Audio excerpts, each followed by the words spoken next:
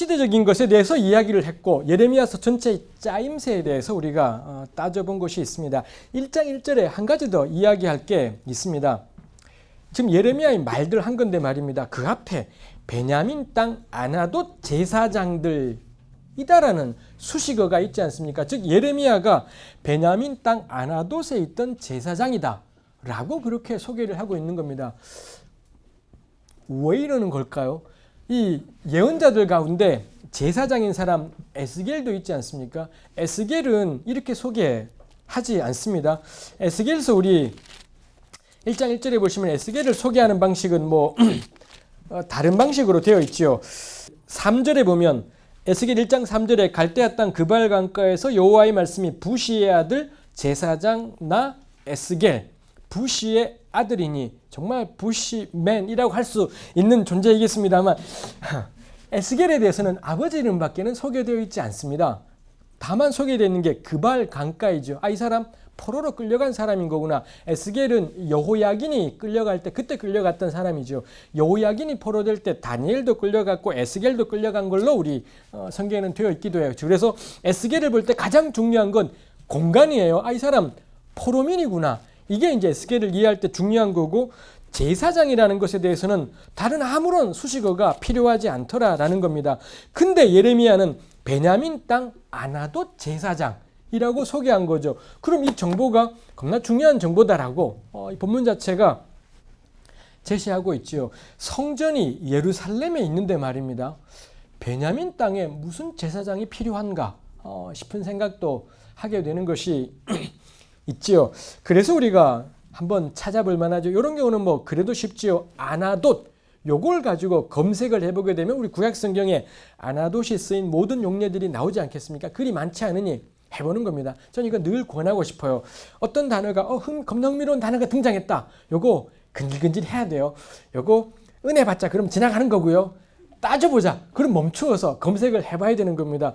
검색을 딱 해봤더니 50개 밑인 거예요. 그럼 붙어보는 겁니다. 하나하나 다 따져보는 거죠. 50개 넘는다.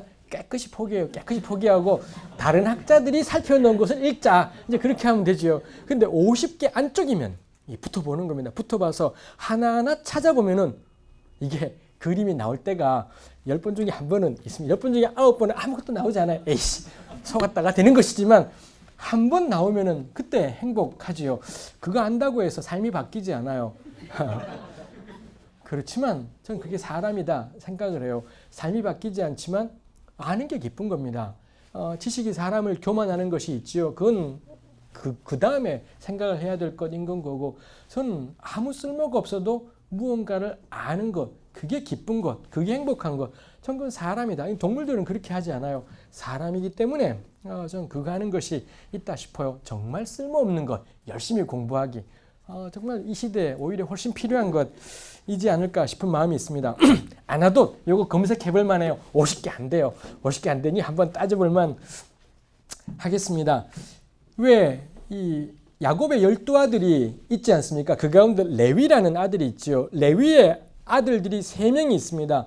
게르손, 그핫, 무라리 이 3명의 아들이 있고 그핫 혹은 고핫이라고도 합니다만 이 그핫의 자손 가운데 모세와 아론의 아버지인 아므람이라는 분이 나오죠. 아므람의 두 아들이 모세와 아론이었고 아론의 아들이 4명이 있다가 처음 2명이 죽고 셋째 넷째인 이 이다말과 엘르아살 이 친구들이 제 친구는 아니겠습니다만 하여튼간에 이 엘르아살 이다말 이분들을 통해서 요 사람들만 제사장이 돼요.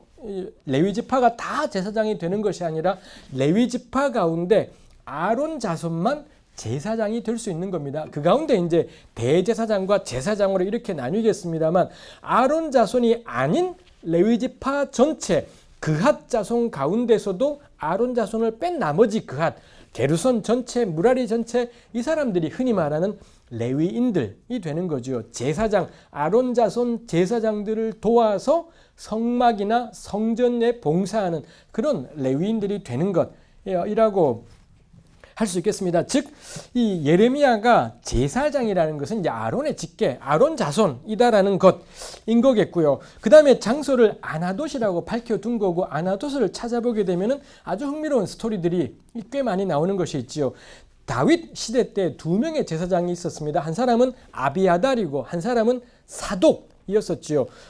보통은 아마 둘 다 대제사장이었던 것 같은데, 대제사장은 한 명인데 이 다윗이 특이하게도 두 명의 제사장 체제를 한 거예요. 글쎄요, 뭐 상식적으로 생각하면 견제겠지요. 어느 한쪽으로 쏠리지 않고 견제를 시켰던 것 같기도 합니다만, 이게 다윗 시대 때는 문제가 없었어요. 괜찮은 왕이 있을 때는 문제가 없었지만 이제 그 다음에 쉽지 않죠. 다윗이 나이 들고 나자 누가 왕이 되는지에 대해서 다윗이 태도가 명확하지 않았고, 역대기에는 하나님이 진작부터 솔로몬이라고 찍으셨고, 다윗이 죽기 전에 솔로몬이 즉위해서는 다윗과 더불어 성공적인 통치를 수행하고, 역대기에는 그렇게 나오지만 열왕기는 그렇지 않아요. 열왕기는 어디에도 하나님이 솔로몬을 정하셨다라는 언급이 나오지가 않습니다. 그러다 보니 열왕기를 따라가자면 신하들도 헷갈리는 겁니다. 그래서 신하들이 정확히 두 쪽이 났죠. 나이가 더 많던 아도니아를 지지하는 신하들과 어린 솔로몬을 지지하는 신하들로 딱 두 쪽이 났고, 제사장 역시 아비아달은 아도니아를 지지했고 사독은 솔로몬을 지지했고, 우리가 아는 것처럼 솔로몬이 이겼지요. 솔로몬이 이기면서 반대파를 전원 숙청을 했습니다. 전부 다 죽였습니다. 전부 다 죽이는데 아비아달은 죽이지 않았어요. 제사장이다 보니 솔로몬도 함부로 죽이기는 어려웠던 것이죠. 그래서는 아비아달 보고 너네 고향으로 꺼져라 해서는 아비아달이 어디로 가느냐? 아나돗, 자기 고향인 아나돗으로 내려갔다. 그런 언급이 성경에 있더라라는 것입니다. 이게 베냐민 땅 아나돗인 거지요. 중앙에 있던 중앙 성소에서 사역하던 사역자가 권력 다툼에서 줄 잘못 섰고 쫓겨난 겁니다. 쫓겨난 자들이 내려와서 아나돗에 머문 거고, 거기에서 이 아비아달의 후예들이 나고 그 다음에 예레미야 같은 인물도 있더라라는 거지요. 그 느낌이 있겠지요. 사독 에스겔은 왜 속에 걷겠습니까? 에스겔은 사독계예요. 그 이후로 예루살렘 성전은 사독계가 완전히 장악을 해요. 사독만이 대제사장이 될 수 있고 장악하게 되죠. 에스겔 역시 사독의 후예인 거고요. 에스겔서의 뒷부분에 가보시면 회복된 예루살렘 성소의 제사장이 누구냐? 사독이다라고 아예 딱 잘라서 이야기를 하고 있습니다. 이 사독계 제사장은 주전 2세기 중반에 끝장날 때까지 뭐 몇백 년간을 사독이 완전히 장악을 하고 제사장직을 이어갔던 것이지요. 이 중앙에서 밀려나 버린 땅이 어디냐? 아나돗 제사장이었겠다라는 겁니다. 베냐민 땅 아나돗, 요거 명확하지 않을까 싶어. 유대 시대 때 고대 이스라엘에서 베냐민 땅 아나돗 주변부인 겁니다. 주변부 제사장, 변두리 제사장, 밀려난 자들, 배제되고 축출된 자들, 이런 느낌을 가진 것이 이 베냐민 아나돗이지요. 예레미야 7장 가면 예레미야가 성전이 파괴된다라는 예고를 하지 않습니까? 이거 납득할 만해요. 하나님이 주신 말씀이기도 하지만 예레미야는 베냐민 아나돗 비주류 출신인 겁니다. 그리고 이 아나돗 제사장들이 거슬러 올라가면 엘리와 연관되어 있고 실로 성소와도 연관되어 있지요. 실로 성소가 어떻게 파괴되는지를 보았기 때문에, 그들이 알고 있기 때문에 예레미야이니까 아나돗 출신이니까 더더욱 성전 붙잡고 난리법석 떠는 집단들이, 예루살렘 성전 가지고서는 난리를 떠는 집단들이 얼마나 허황되고 성전이 파괴된다라는 것에 대해서 아나돗 출신이었기 때문에 훨씬 더 잘 어울리고 그럴 법하다 싶어요. 당연히 하나님이 주신 말씀이지만 그 말씀이 주변부 제사장을 통해 선포되었다라는 것도 저는 참 의미가 있는 것이겠다 싶은 것이 있지요. 그렇지만 이 아나돗이 예레미야 사안에 그리 긍정적이지만도 않습니다. 우리 나중에 가보면은 아나돗 사람들이 예레미야를 죽이려고 암살 음모를 꾸미는 걸 볼 수 있어요. 예레미야의 선포가 얼마나 셌던지 아나돗 사람들, 비주류 사람들이 감당하기에도 버거운 겁니다. 그게 하나님의 말씀인 거지요. 하나님의 말씀은 가장 왼쪽에 있다는 사람들조차도 버거워지는 겁니다. 지금의 한국교회는 너무 오른쪽으로 치우쳐져서 조금만 왼쪽으로 올라면은 난리법석을 떨지만 참 무기력하죠. 정말 하나님 말씀은 그 과격성 때문에, 그 근본적인 성격 때문에 가장 왼쪽에 있는 사람들조차도 버겁다, 저기는 아니다라고 안 하도 사람들이 나서서 어떻게든 예레미야를 죽이려고 하는 그런 일이 있는 것처럼 그게 있지 않을까 생각하게 되는 것이 있습니다. 1장 1절에 있는 베냐민 땅 아나도 제사장들, 이게 이제 예레미야 전체를 읽어가는데 1장 1절이 제시하고 있는 정보가 주고 있는 바가 많지요. 아나도 제사장이라는 비주류 주변부라는 것이 있고, 그 다음에 예레미야의 말들 해서는 이 사람 자체를 도드라지게 만드는 것이 있고, 2절 3절에는 멸망을 향해 가던 나라, 그 시대를 예레미야가 살아갔다라는 그거에 대해서 주고 있는 것이 있습니다. 우리 조금만 더 해야 될 것 같습니다. 원래는 4절부터 10절까지를 열심히 하려고 했던 거지만 대략 우리가 하려고 생각합니다. 4절부터 10절까지가 예레미야에 대한 소명기사라고 하죠. 이게 소명기사 자체인 거고, 11절부터 19절은 소명기사를 보충하는 것으로 하나님께서 보여주신 두 가지의 환상을 중심으로 해서 예레미야가 실제로 선포해야 되는 메시지의 내용이 뭔지가 11에서 19절에 알려지고 있고요. 예레미야를 하나님께서 부르셨다, 소명사건 자체는 4절부터 10절까지 말씀이 우리에게 일러주고 있다라고 할 수 있겠습니다.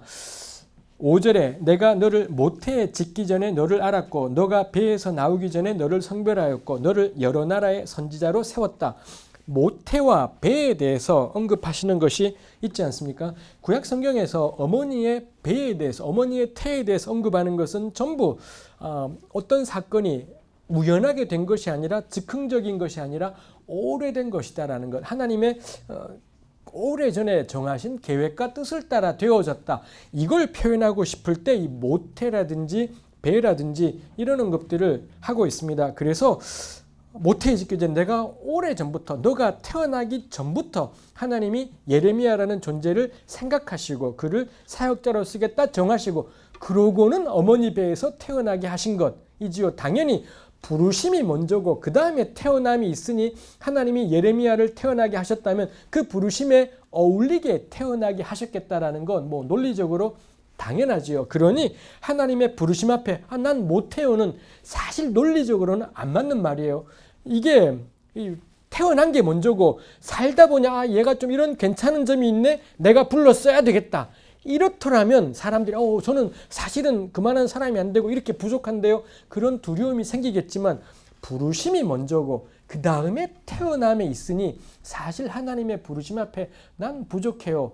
모든 사람이 그런 답을 하지만 논리적으로는 그 답이 적절치 않은 것이다 라는 것입니다.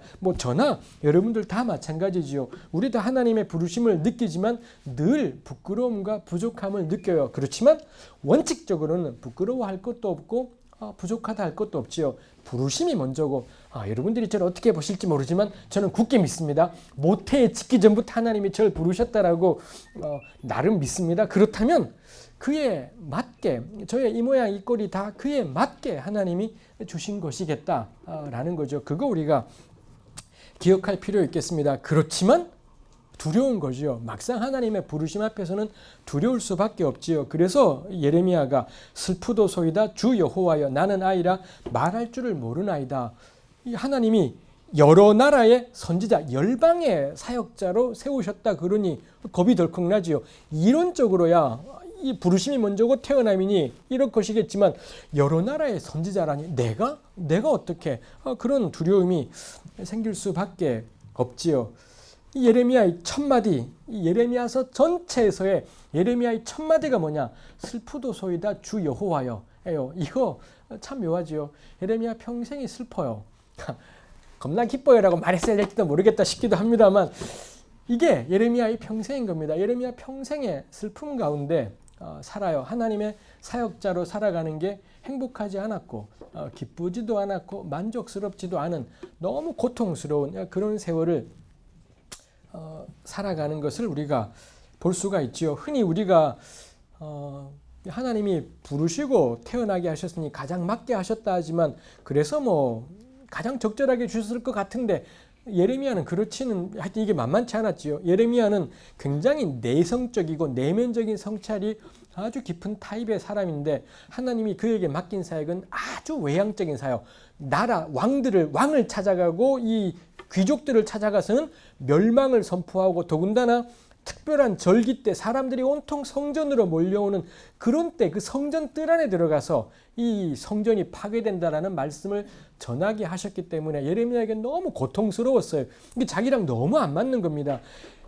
학자들이 그런 이야기를 하는 걸 제가 본 적이 있습니다. 에스겔은 외향적이었다라는 겁니다. 에스겔은 굉장히 바깥지향적인 그런 사람인데 정작 에스겔이 선포한 말씀의 내용은 목자라든지 이런 내면적인 것에 대한 말씀들이 꽤 있고 예레미야는 아주 내면적인데 굉장히 외적인 사역들을 감당해야 되어서 예레미야에게 굉장히 극심한 고통이 되는 것이 있죠. 우리가 다음번에 예레미야의 내면적인 고통들에 대해서 다뤄보겠습니다만 이게 딱 저는 이 구절에서 느껴져요. 슬프도소이다 주 여호와여. 정말 슬픈 가운데 평생을 살아가게 되는 그런 하나님의 사역자이지요. 나는 아이라. 어떤 사람은 그래요. 이게 아마 예레미야가 들었던 비방이지 않을까. 너가 뭘 안다고 나서는 거냐. 뭐 이런 비방을 들었던 것이 아닐까.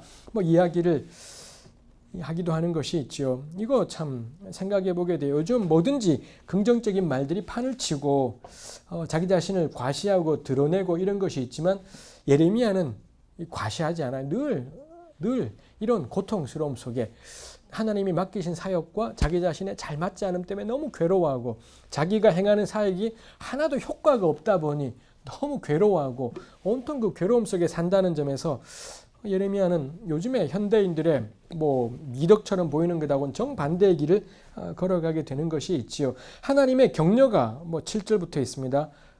내가 누구한테 보내든지 너는 가서 말해라. 두려워하지 마라. 내가 너와 함께하여 너를 구원하겠다. 요것도 우리가 따져볼 일이지요. 도대체 하나님의 구원이라는 게 뭘까? 하나님이 내가 너와 함께 한다라고 했는데 하나님의 함께 하심이라는 건 뭘까 싶은 겁니다. 우리 예레미야서 읽어보신 적 있지 않습니까? 예레미야서의 특징 단 한 번도 기적이 없어요. 단 한 번도 초자연적인 기적은 일어나지 않고 너무 고통스럽고 비참한 세월들만 반복되는 것이 있더라라는 것입니다. 한 번은 예레미야가 감옥에 쳐넣어졌는데 그 감옥이 너무 견디기가 힘든 겁니다. 그때 왕이 찾아와서 뭐라 상담을 하는 게 있어요. 예레미야가 그때 상담을 해주면서 끝에 이런 말이에요. 그러니 나를 여기서는 좀 꺼내달라. 여기 너무 힘들다. 이렇게 이야기해요. 예레미야가 뽀대가 안 나는 겁니다. 결연하게 괜찮아. 이렇게 있어야 되는데 다니엘은 사자굴에 들어가서 괜찮았잖아요. 끄떡없이 있잖아요. 새 친구도 그리 아니하실지라도 겁나 있어 보이는 것이 있는데 예레미야는 거기 갔는데 너무 힘든 겁니다. 여기서는 좀 꺼내달라. 그래서는 왕이 꺼내서는 좀 나은 형편의 감옥으로 이감시키는 이런 것이 있어요. 기적이 안 일어나요. 하나의 기적도 일어나지 않고 모든 고통들이 너무 괴로운 겁니다. 물 없는 진창 구덩이에 있는데 거기서도 주님과 세상은 강구도 없고 구속한 주만 보이도다. 이래야 되는데 아닌 겁니다. 너무 힘들고 괴로워서는 여기서는 좀 꺼내달라. 겁나 구차하게 부탁해야 되고 옮겨주고 이런 일들이 있지요. 그러면은 내가 너와 함께하여 널 구원한다라는 게 뭐냐라는 것. 도대체 하나님의 구원이라는 게 무엇을 의미하는 건지가 예레미야서에서는 만만치 않아요. 예레미야 마지막까지 예레미야는 해필리 에버 애프터 이런 것 이지 않아요. 그리고 그 후로 예레미야는 행복하게 살았대요. 이렇게 끝나지가 않는. 그리고도 마지막까지 불행했대요. 이렇게 끝나게 되기 때문에 이게 어렵죠. 1장 첫머리에 하나님이 구원하신다 하지만 도대체 그 구원의 내용이 무엇인지 알기 어렵지요. 하나님이 주신 사명 10절에 보라 내가 오늘 너를 여러 나라와 여러 왕국 위에 세워 내가 그것들을 뽑고 파괴하며 파멸하고 넘어뜨리며 건설하고 심게 하였다. 여러 나라 왕국 위에 세웠다. 여기 세우다가 감독이라는 말하고 같은 의미의 단어이기 때문에 흔히 열방의 감독자로 세워진 예레미야 이런 표현들을 하지요. 열방의 감독자로서 예레미야가 무슨 역할을 하느냐? 열방들을 4번 부수지요. 뽑고 파괴하고 파멸하고 넘어뜨리고 2번 건설하고 심고 이런 일을 하는 것이 있습니다. 이게 예레미야의 평생의 소명의 기본적인 특징인 것입니다. 이제 우리가 드디어 강의를 마무리할 때가 된 것 같습니다. 어떻게 예레미야가 이런 사명을 감당한다라는 건가요? 우리 예레미야서 보시면은 언제 예레미야가 열방을 뽑고 파괴하고 파멸하고 넘어뜨리고 건설하고 심고 하였나요?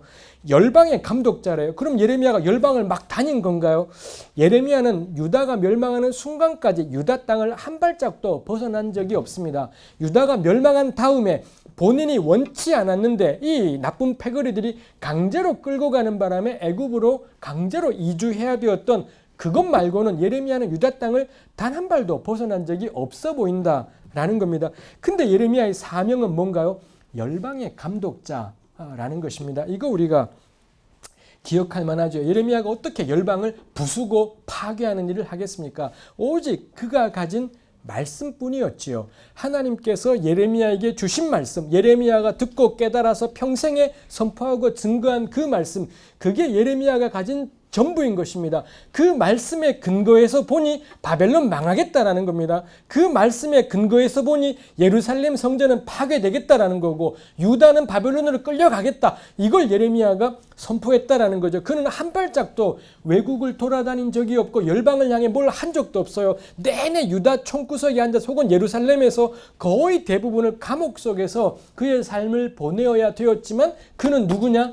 열방의 사역자. 라는 거죠. 우리 교회마다 세계지도 붙이고 난리예요. 우리 교회가 파송한 선교사들 핀으로 다 꼽아놓고 이거 대부분의 교회들이 그거 하고 있습니다. 뭐 좋은 일이겠습니다. 열방의 선교사를 파송한다 했으면 열방의 사역자, 열방을 섬기는 교회라고 생각되지 않습니다. 전 그런 일들은 겁나 큰 교회들일수록 훨씬 더 잘할 수 있는 뭐 핀꼽기일 것 같아요. 뭐 보통 큰 교회들은 몇 수십 나라들을 향해 몇 수백 명의 선교사를 핀을 꼽고 뭐 기도하고 후원하고 그런지 모르겠습니다. 그렇지만 진짜 열방의 감독은 뭐겠습니까? 예레미야에게 열방의 감독의 의미는 그가 받은 말씀이었다라는 겁니다. 오늘 우리에게 뭘까요? 우리 작은 공동체가 지니고 있는 가치, 내가 받은 하나님이 주신 이 영원하고도 보편타당한 말씀, 그게 저는 열방의 감독자, 열방을 부수고 세운다라는 말씀의 의미겠다 싶어요. 우리 교회 세계 선교한다고 난리법석이에요. 저는 근본적으로 다시 보자 싶어요. 세계로 선교사를 파송해서 미국 다음으로 선교사 많이 보낸다고 세계를 섬기는 나라이지 않아요. 정말 우리 한국교회가 그 보편타당한 영원한 가치로서의 복음이 명확한지 우리가 정말 나누고 증거할 그 복음 자체, 가치 자체가 또렷한지가 저는 관건이겠다 싶어요. 세계전도 붙이고 그거 그만하고 해야 되겠지만 제가 말이 그렇지 뜻이 그렇지는 않습니다. 계속 하는 것이겠지만 진짜 우리 교회가 세상을 향해 전하고 싶은 가치가 또렷한 것인지 그게 관건이겠다 싶어요. 그 점에서 저는 수많은 작은 교회들에게 이 권하고 격려하고 싶은 거죠. 저도 역시 작은 교회를 섬겼던 사람으로서 괜찮다. 작은 거 괜찮죠. 진짜 큰 건 우리가 가진 복음이 큰 겁니다. 우리가 나누는 복음이 큰 것이지 다른 것이지는 않겠다 싶어요. 요거 예레미야는 내내 국내에만 있었지만 그렇지만 그야말로 열방의 사역자였겠습니다. 그런 은혜가 우리 모두에게 있으면 좋겠습니다.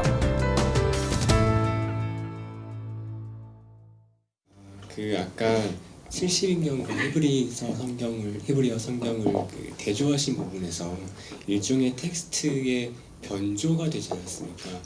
어떻게 보면은 텍스트에 좋게 말하면 변조겠지만 나쁘게 말하면 왜곡일 수도 있고 그 사람들이 자신들의 그 컨텍스트를 정당화하기 위한 변주였다라고도 볼 수 있는데 일단 70인경이 하고 있는 일은 너무 놀라운 일인 것 같아요. 예레미야는 이런 정도의 분량에 있어서 저 엄청난 차이, 저 분량의 차이는 어떤 구절들은 70인경이 정말 뺐다 싶은 구절들이 꽤 있기도 하고 분명히 자기들이 번역한 대본에는 있는데 요걸 고스란히 번역을 하자니 애굽에 머물고 있는 자신들의 처지를 생각할 때 위험한 겁니다. 특히 열방의 모든 왕들과 우상은 헛것이며 여호와만이 참신이라 이런 말씀이 예레미야 10장인가 11장에 있어요. 그거 70인경에는 없어요. 이걸 고스란히 하자니 이걸 헬라어로 번역했을 때 이거 애굽의 사람들이 이집트 당시가 이 톨레미 왕조인 건데 그 사람들이 본다라는 것에 대한 위험을 느낀 것인지 하여튼 70인경 전체에서 이런 식으로 이 어조를 좀 낮춘 것들이 있습니다. 그 땅에 몸붙여 살고 있는 나그네 신세이다 보니 약간 조심스러워한 것들이 있지요. 이걸 보게 되면 70인경 번역자들이 성경에 대해서 가지고 있는 인식이라는 게 오늘 우리가 가지고 있는 인식하고는 좀 차이가 있는 것 같고요. 사실 이런 것들은 신약 기자들이 구약을 쓸 때도 꽤 그런 경향들이 많지요.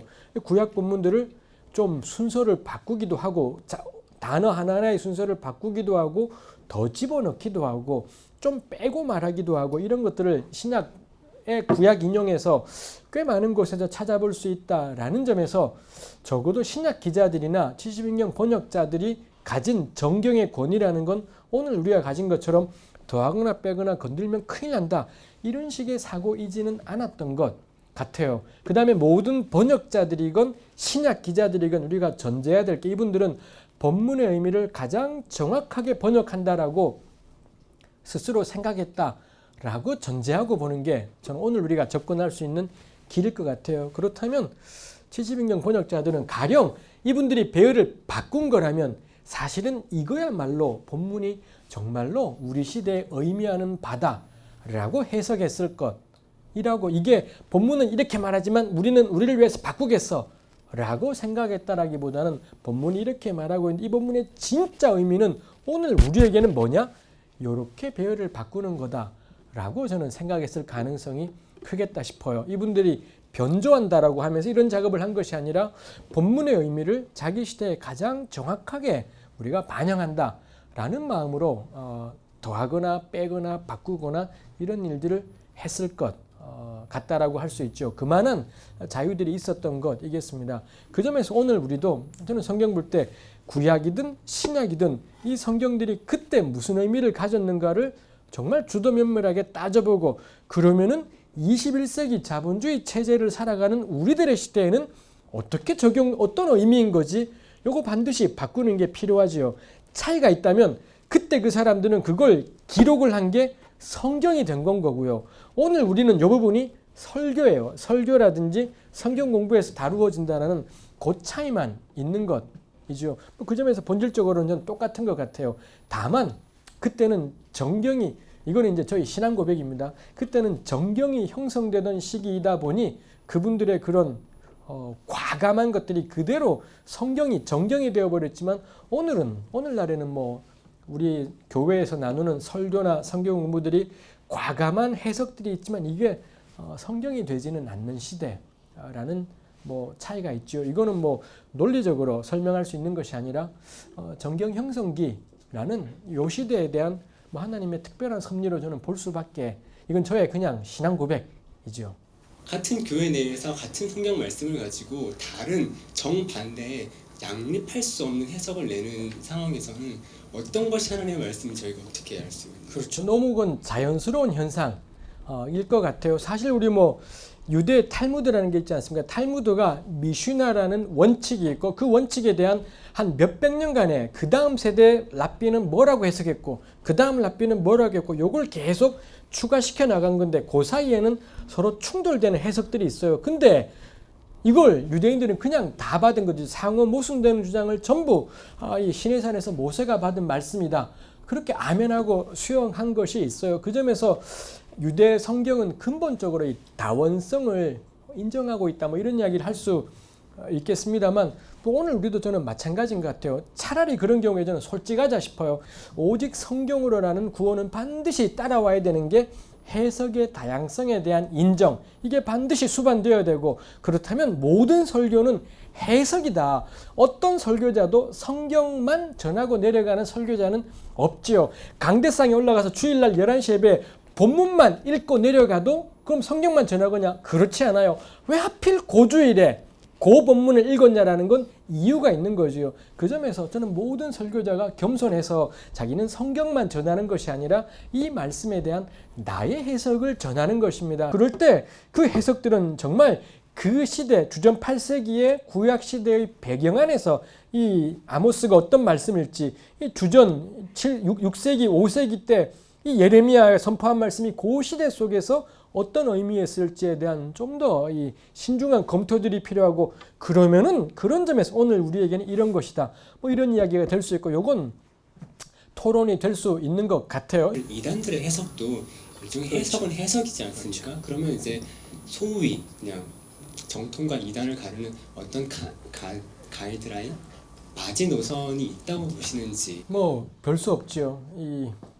이거를 우리 나중에 예레미야서 할 때도 이 참 예언자, 거짓 예언자 하면서 다루겠지만 이거를 지금까지 우리가 해결해 오던 방식은 게시빨이었던 거고 막판에 두 편이 논쟁을 하다가 막판에 앉는 거 너 기도 몇 시간 해? 성경 몇 번 봤어? 이걸로 결국 결판이 나버리는 건데 좀 그래서는 안 된다라는 거고 별 수 없이 합리적인 해석으로 논쟁을 할 수밖에 없고 우리 나중에 다룰 수 있을지 모르겠습니다만 그런 경우에 예레미야조차도 누가 가짜인지를 알 수가 없었어요. 상대방 하나냐라는 사람이 가짜인데 예레미야 스스로도 저 사람이 가짜라는 걸 알지를 못했고 너 말처럼 그렇게 되면 좋겠다 동의하고 자기 생각 이야기하고는 물러가요. 물러가는데 이제 하나님이 나타나셔서 쟤는 가짜야 라고 알려주셔서 예레미야가 알았지 예레미야 스스로도 현장 속에서는 알 길이 없었다라는 점이 있지요. 그때 예레미야가 내세운 게 뭐냐 하면 자기 이전의 선배 사역자들에 대한 검토였다라는 겁니다. 그걸 내세워서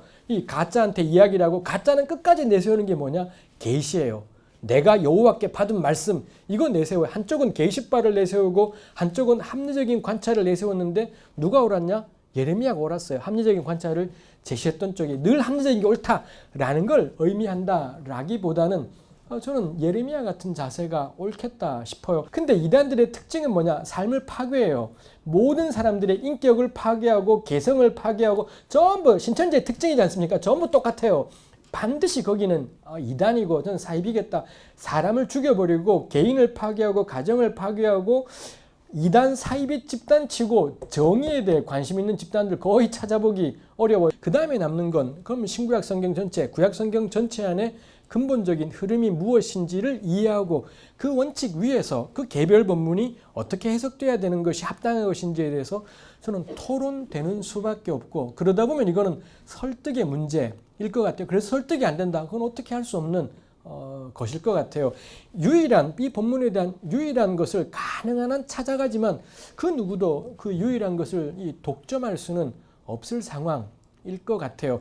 우리 나름대로는 내가 깨달은 말씀에 대해서 이렇게 해석을 하고 거기에다가 우리 삶을 걸어가고 이거 아슬아슬하지요. 하나님의 절대적인 명령에 얹어 살아가야 되겠는데 우리가 누군가의 해석에 기대어 살아간다는 게 너무 만만치 않은 것이지만 저는 그러라고 우리에게 이성을 주셨다라고 생각해요. 이 머리 위에 있는 것이 장식으로도 꽤나 쓸모는 있지만 이거 저는 우리가 생각하고 궁리하고 그만큼 살고 그래야 되지 않을까 싶어요. 하여튼 제가 예전에 아주 어렸을 때 질문을 한번 받아본 적이 있었어요.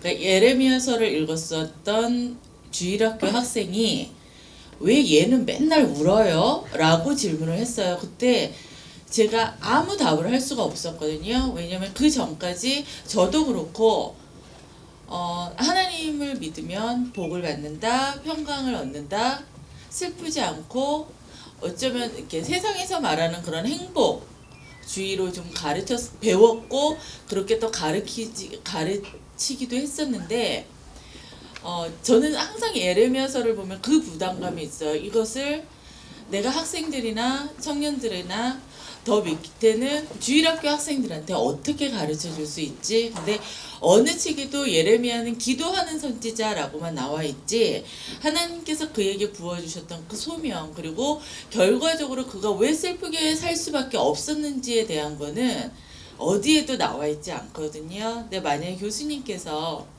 주일학교 아이들한테 이 예레미야서를 가르쳐 주신다면 어떻게 설명해 주실 수 있을지. 1번 안 가르쳐 줄 거예요. 그러게요. 주일학교 아이들에게는 주일학교 아이들 말고 우리를 대상으로 해서 예레미야가 왜 울까요?에 대해서 예레미야 안에는 왜 눈물이 가득 차 있는지에 대해서는 저는 두 가지가 있는 것 같아요. 이 하나님의 눈물이 그에게 있어요. 하나님이 느꼈던 사실 하나님이 예레미야 시대 때 줄기차게 심판을 선포하시고 예레미야가 울지만 예레미야의 울음은 그런 점에서 하나님의 눈물이에요. 이 백성을 바라보는 하나님의 고통스러움, 끝까지 거역하고 돌아오지 않는 백성들에 대한 하나님의 괴로움, 이게 예레미야 안에 가득했던 눈물과 분노의 하나이죠. 예레미야가 늘 분노했는데 그 분노는 우리가 분노하는 건 손해봐서 분노하고요. 예레미야가 분노한 건 하나님의 분노였었어요. 하나님이 이 죄에 대해 가지는 분노, 거역하는 백성들을 향한 고통, 그 점에서 예레미야는 하나님의 마음으로 내내 울었던 사람이고, 또 하나 예레미야의 눈물은 이 자기 자신으로 인한 괴로움이에요.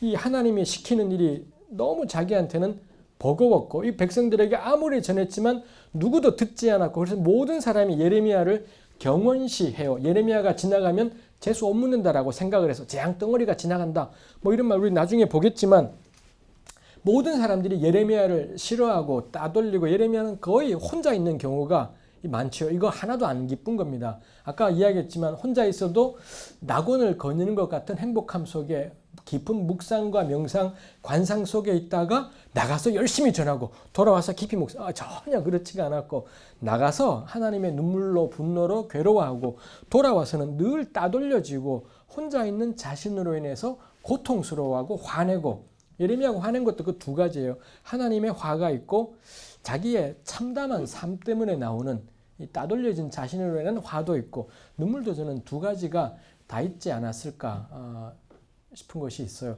이것을 아이들에게 어떻게 할까라고 한다면, 예레미야의 마음 안에 하나님의 마음이 있었다고, 하나님이 눈물을 흘리시는 것, 그걸 예레미야가 알게 되었기 때문에 하나님의 마음으로 울었다 라고 우리가 말해줄 수 있을 것 같고, 또 하나는 예레미야도 그렇게 살아가는 게 너무 힘들었다고, 안 힘든 게 아니라 너무 힘들고 괴로워서 울었다고. 너도 힘들 때 운 적 있지 않냐?